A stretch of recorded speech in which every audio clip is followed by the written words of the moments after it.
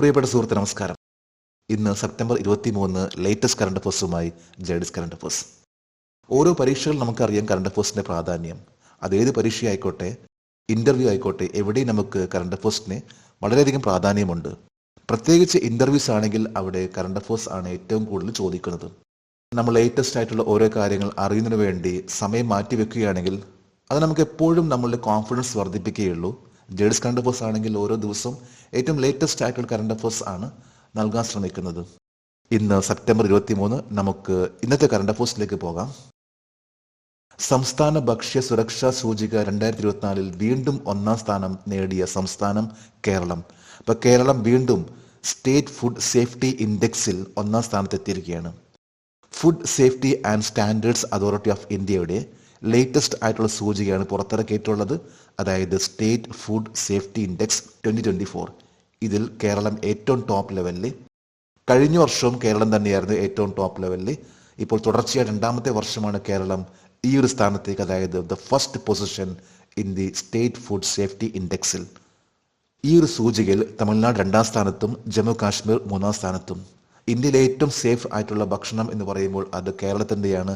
സേഫ്റ്റിയുടെ കാര്യത്തിൽ കേരളത്തിൻ്റെ ഭക്ഷണമാണ് ഏറ്റവും ടോപ്പ് ലെവൽ വരുന്നത്. തൊട്ടുപുറകെ തമിഴ്നാടിൻ്റെയും 3ാം സ്ഥാനത്ത് ജമ്മു കാശ്മീരിൻ്റെയും. കേരള ഹൈക്കോടതി ചീഫ് ജസ്റ്റിസായി നിയമിതനായത് ആരാണ്? നിതിൻ മധുകർ ജംദാർ. നിതിൻ മധുകർ ജംദാർ കേരള ഹൈക്കോടതിൻ്റെ ചീഫ് ജസ്റ്റിസ് ആയിട്ട് സത്യപ്രതിജ്ഞ ചെയ്തു. അദ്ദേഹം ബോംബെ ഹൈക്കോടതിൻ്റെ സീനിയർ ജഡ്ജ് ആയിരുന്നു. അപ്പോൾ ബോംബെ ഹൈക്കോടതിൻ്റെ സീനിയർ ജഡ്ജ് ആയിട്ടുള്ള നിതിൻ മധുകർ ജംദാർ ആണ് കേരള ഹൈക്കോടതിൻ്റെ ചീഫ് ജസ്റ്റിസ്. നിലവിലുള്ള ആശിഷ് ജിതേന്ദ്ര ദേശായി, അദ്ദേഹത്തിന് പകരമായിട്ടാണ് ഇപ്പോൾ നിതിൻ മധുകർ ജംദാർ. ഇദ്ദേഹം ഷോളാപൂർ സ്വദേശിയാണ്. കേരളത്തിലെ ആദ്യത്തെ chief justice of Kerala high court ആയിരുന്നു ജസ്റ്റിസ് KT കോശി. അതേപോലെ തന്നെ ആദ്യത്തെ ഫീമെയിൽ ജഡ്ജ് കേരള ഹൈക്കോർട്ടിൻ്റെ KK ഉഷ. അവർ തന്നെയായിരുന്നു കേരളത്തിൻ്റെ ആദ്യത്തെ വനിതാ ചീഫ് ജസ്റ്റിസ്.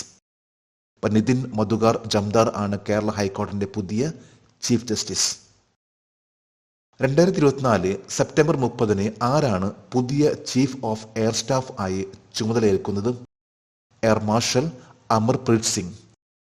ഇന്ത്യൻ എയർഫോഴ്സിന്റെ ഏറ്റവും ടോപ്പ് ലെവലിൽ ഹെഡ് ഓഫ് ഇന്ത്യൻ എയർഫോഴ്സ് അല്ലെങ്കിൽ ചീഫ് ഓഫ് എയർ സ്റ്റാഫ് എന്ന് പറയുന്ന ആ ഒരു പോസ്റ്റിലേക്ക് സെപ്റ്റംബർ 30 മുതൽ എയർ മാർഷൽ അമർപ്രീത് സിംഗ് ആയിരിക്കും. നിലവിൽ അദ്ദേഹം ഇന്ത്യൻ എയർഫോഴ്സിന്റെ വൈസ് ചീഫ് ആണ്. വരാൻ പോകുന്ന സെപ്റ്റംബർ 30 അദ്ദേഹം എയർ ചീഫ് മാർഷൽ ആയിട്ട് ആ ഒരു സ്ഥാനത്തേക്ക് എത്തുകയാണ്. ഇന്ത്യൻ എയർഫോഴ്സിന്റെ ഏറ്റവും ടോപ്പ് ലെവൽ വരുന്ന റാങ്ക് ആണ് എയർ ചീഫ് മാർഷൽ. തൊട്ടു താഴെ എയർ മാർഷൽ, അതിന് താഴെ വരുന്ന ഒന്നാണ് എയർ വൈസ് മാർഷൽ. ഇപ്പോൾ എയർ മാർഷൽ ആയിരിക്കുന്ന അമർപ്രീത് സിംഗ് ആയിരിക്കുള്ളൂ അടുത്ത എയർ ചീഫ് മാർഷൽ. നിലവിലിപ്പോൾ ഇന്ത്യൻ എയർഫോഴ്സിന്റെ ചീഫ് ആണ് air chief marshal Vivek Ram Chaudhari. അദ്ദേഹം സെപ്റ്റംബർ 30 വിരമിക്കുകയാണ്. ആ ഒരു സ്ഥാനത്തേക്കാണ് ഇന്ത്യൻ എയർഫോഴ്സിന്റെ ഏറ്റവും ടോപ്പ് ലെവലിലെ ചീഫ് ഓഫ് എയർ സ്റ്റാഫ് ആയിട്ട് എയർ മാർഷൽ അമർപ്രീത് സിംഗ് വരാൻ പോകുന്നത്. ഇന്ത്യൻ എയർഫോഴ്സിന്റെ ആദ്യത്തെ ചീഫ് ഓഫ് എയർ സ്റ്റാഫ് ആയിരുന്നു air marshal Subroto Mukherjee.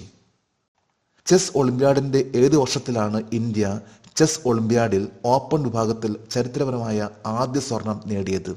Chess olympiad 2024. Indian chess ടീമിന് ആദ്യമായിട്ട് ചെസ് ഒളിമ്പ്യാഡിൽ സ്വർണം കരസ്ഥമാക്കാൻ സാധിച്ചു. ഇതൊരു ചരിത്രപരമായിട്ടുള്ള നേട്ടമാണ്. ഇതുവരെ ഇന്ത്യൻ ചെസ് ടീമിന് ചെസ് ഒളിമ്പ്യാഡിൽ സ്വർണം നേടാൻ സാധിച്ചിട്ടുണ്ടായിരുന്നില്ല. എന്നാൽ ഈ വർഷം ഇന്ത്യൻ ചെസ് ടീമിന് ചെസ് ഒളിമ്പ്യാഡിൽ സ്വർണം കരസ്ഥമാക്കാൻ സാധിച്ചു. ഇതാദ്യമായിട്ടാണ് ഇത്തരത്തിലുള്ള ഒരു വിജയം. തൊട്ടുപുറകെ വന്നിട്ടുള്ളത് ചൈനയാണ്. 3ാം സ്ഥാനത്ത് USA. ചെസ് ഒളിമ്പ്യാഡ് 2024 ടീം ആയിരുന്നു അർജുൻ ഇർഗാസി, പ്രജ്ഞാനന്ദ, ഗുകേഷ് ഗുജറാത്തി, ഹരികൃഷ്ണ, ഹരിക ദ്രോണവല്ലി, വൈശാലി രമേഷ് ബാബു, ദിവ്യ ദേശ്മുഖ്, വന്തിക അഗർവാൾ, ടാനിയ സച്ദേവ് എന്നിവരെല്ലാം. ഇതിനു മുമ്പ് ഇന്ത്യക്ക് 2014 2022 ബ്രോൺസ് മെഡൽ നേടാൻ സാധിച്ചു. എന്നാൽ 2024 ചെസ് ഒളിമ്പ്യാഡിലാണ് ഇന്ത്യക്ക് ആദ്യമായിട്ട് സ്വർണം കരസ്ഥമാക്കാൻ സാധിച്ചിട്ടുള്ളത്. ശ്രീലങ്കയുടെ പുതിയ പ്രസിഡന്റായി ആരാണ് തിരഞ്ഞെടുക്കപ്പെട്ടത്? അനുരകുമാര ദിസ്നായകെ. ശ്രീലങ്കയുടെ പുതിയ പ്രസിഡന്റ് ആകാൻ പോവുകയാണ് അരുണകുമാർ ദിസ്നായകെ. ഇന്ന് സെപ്റ്റംബർ 23 ഇന്നാണ് അദ്ദേഹം സത്യപ്രതിജ്ഞ ചെയ്യാൻ പോകുന്നത്. ഈ കഴിഞ്ഞ ശനിയാഴ്ചയായിരുന്നു ഇലക്ഷൻ. ഈ ഇലക്ഷനിലാണ് ഇപ്പോൾ അനുരകുമാർ ദിസ്നായകെ ശ്രീലങ്കയുടെ പുതിയ പ്രസിഡന്റ് ആകാൻ പോകുന്നത്. ഇക്കാര്യം അറിയിച്ചിട്ടുള്ളത് ഇലക്ഷൻ കമ്മീഷൻ ഓഫ് ശ്രീലങ്ക. അതായത് 55 വയസ്സുള്ള അനുരകുമാര ദിസ്നാഗിയായിരിക്കുള്ള ശ്രീലങ്കയുടെ പുതിയ പ്രസിഡന്റ്. അദ്ദേഹത്തിന് 42.31% വോട്ട് ആണ് ലഭിച്ചിട്ടുള്ളത്. തൊട്ടുപുറകെ വന്നിട്ടുള്ള വ്യക്തിയാണ് സജിത പ്രേമദാസ. മൂന്നാം സ്ഥാനത്ത് വിക്രമസിംഗെ. ഇന്ത്യയുടെ അയൽരാജ്യമായിട്ടുള്ള ശ്രീലങ്ക കഴിഞ്ഞ കുറച്ച് വർഷങ്ങളായിട്ട് സാമ്പത്തിക പ്രശ്നത്തിലായിരുന്നു. ഇന്ത്യ വളരെയധികം സഹായിച്ചിട്ടുള്ള ഒരു രാജ്യമാണ് ശ്രീലങ്ക. അതേപോലെ തന്നെ രാഷ്ട്രീയപരമായിട്ട് തന്നെ പല പ്രശ്നങ്ങൾ നടന്നിട്ടുള്ള ഒരു രാഷ്ട്രമായിരുന്നു. ഇപ്പോൾ ലേറ്റസ്റ്റ് ആയിട്ടുള്ള ഒന്നാണ് അനുരകുമാര ദിസ്നായകെ ശ്രീലങ്കയുടെ പുതിയ പ്രസിഡന്റ് ആയിട്ട് ഇപ്പോൾ ഇന്ന് സെപ്റ്റംബർ 23 സത്യപ്രതിജ്ഞ ചെയ്യാൻ പോകുന്നത്. ടെസ്റ്റ് ക്രിക്കറ്റിൽ 5 വിക്കറ്റ് നേട്ടം കൈവരിച്ച ഏറ്റവും പ്രായം കൂടിയ ഇന്ത്യൻ താരം ആരാണ്? രവിചന്ദ്രൻ അശ്വിൻ. 38 വയസ്സും 5 ദിവസവും പ്രായമുള്ള രവിചന്ദ്രൻ അശ്വിൻ ആണ് ടെസ്റ്റ് ക്രിക്കറ്റിൽ 5 വിക്കറ്റ് നേട്ടം കൈവരിക്കുന്ന ഏറ്റവും പ്രായം കൂടിയ ഇന്ത്യൻ താരം. 38 വയസ്സ് 5 ദിവസം. ഇതിനു മുമ്പ് 1955 37 വർഷം 306 ദിവസം പ്രായമുള്ള വിനു മങ്കാട് ആയിരുന്നു ഏറ്റവും പ്രായം കൂടിയ വ്യക്തി.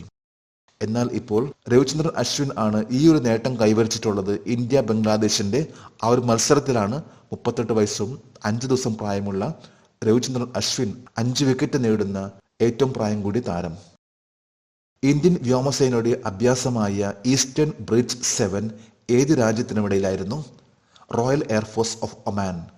റോയൽ എയർഫോഴ്സ് ഓഫ് ഒമാനും ഇന്ത്യൻ എയർഫോഴ്സിന്റെ ഒരു എക്സസൈസ് ആണ്, അതായത് ഈസ്റ്റേൺ ബ്രിഡ്ജ് 7 എന്ന എക്സസൈസ്. ഇത് നടന്നിട്ടുള്ളത് ഒമാനിൽ വെച്ചായിരുന്നു. ഇന്ത്യൻ എയർഫോഴ്സിന്റെ MiG-29 ജാഗ്വാർ എന്ന 2 വിമാനങ്ങൾ ആണ് ഇതിൽ പങ്കെടുത്തിട്ടുള്ളത്. MiG-29 Jaguar aircraft. ഒമാൻ എയർഫോഴ്സിന്റെ ആണെങ്കിൽ F-16 ഹോക്ക് എന്നീ 2 തരം വിമാനങ്ങളാണ്. MiG-29 ജാഗ്വാർ എന്നീ 2 വിമാനങ്ങൾ ഇന്ത്യയുടെ പോർ വിമാനങ്ങളാണ്.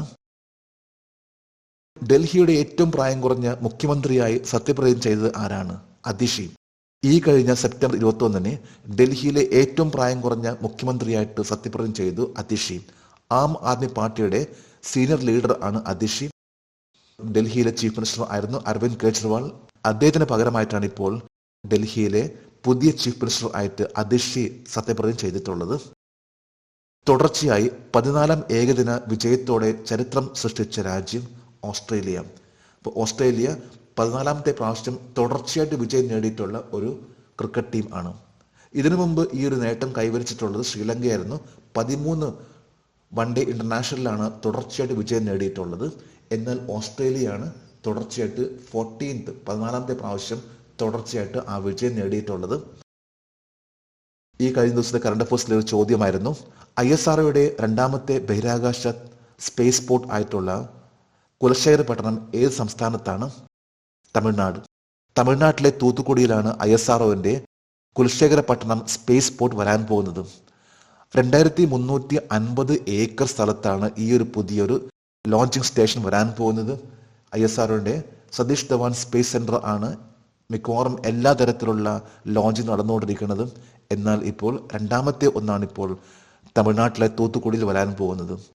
ഈ കഴിഞ്ഞ 2024 ഫെബ്രുവരി 28 സ്പേസ് പോർട്ടിന്റെ കൺസ്ട്രക്ഷനുമായി ബന്ധപ്പെട്ട് തറക്കല്ലിട്ടിരുന്നു. 2350 ഏക്കറിലാണ് ഈ ഒരു സ്പേസ് പോർട്ട് വരാൻ പോകുന്നത്.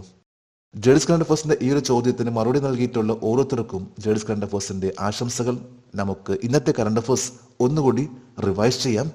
സംസ്ഥാന ഭക്ഷ്യ സുരക്ഷാ സൂചിക 2024 വീണ്ടും 1ാം സ്ഥാനം നേടിയ സംസ്ഥാനം കേരളം. കേരള ഹൈക്കോടതി ചീഫ് ജസ്റ്റിസായി നിയമിതനായത് ആരാണ്?